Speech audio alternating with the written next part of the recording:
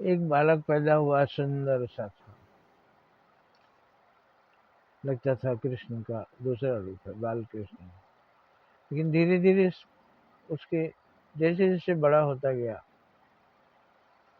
उसके नाखून बड़े होते गए, दांत बड़े होते गए, आंखें बड़ी बड़ी हो गई, दो सिंग निकल आया देखते ही देखते, और राक्षस बन गया और अपने माँ बाप को खा गया।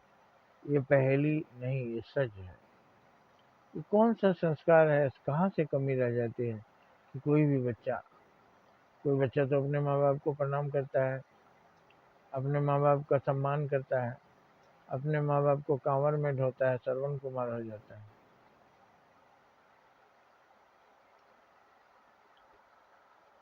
ये कंस था, अपने बाप को जेल में बंद कर दिया।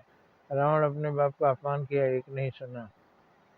हमारे यहाँ हुआ, जो अपने बाप को ही जेल में बंद करके राजगद्दी पा लिया,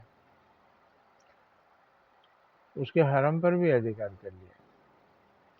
तो कैसे ये होता है कि कोई बच्चा अपने माँ बाप के साथ दुर्व्यवहार करने लगता है, माँ बाप की संपत्ति छीन लेता है भस्मासुर की तरह, माँ बाप की हत्या कर देता है, दारू का पैसा नहीं मिला तो कुल्हाड़ी से माँ को मार दिया,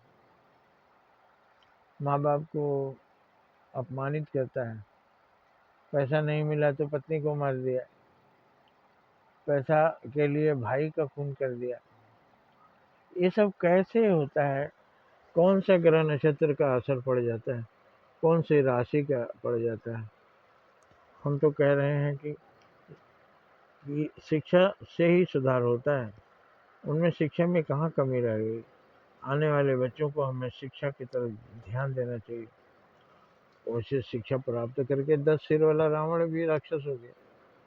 तो आश्चर्य होता है कि उसी धन के लिए माँ बाप की हत्या, भाई की हत्या, बहन की हत्या, पूरे परिवार की हत्या।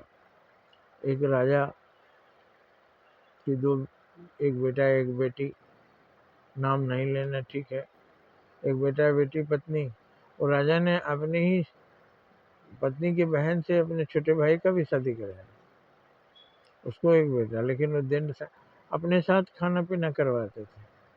उसने पूरे खानदान को मार करके गद्दी हत्या, हालांकि गद्दी हत्या नहीं सका। तो लेकिन क्यों ऐसा होता है? कोई आदमी धन के लिए कुछ भी कर सकता है। कहाँ से कमी रह जाती है, कौन से संस्कारों में कमी रह जाती है? ऐसे लोग भी मौजूद हैं। राम ने अपने भाई के लिए अपना हक भी छोड़ दिया, राज छोड़कर वनवास को चले गए। ऐसा भी उदाहरण है। आश्चर्य होता है भगवान की क्या व्यवस्था है।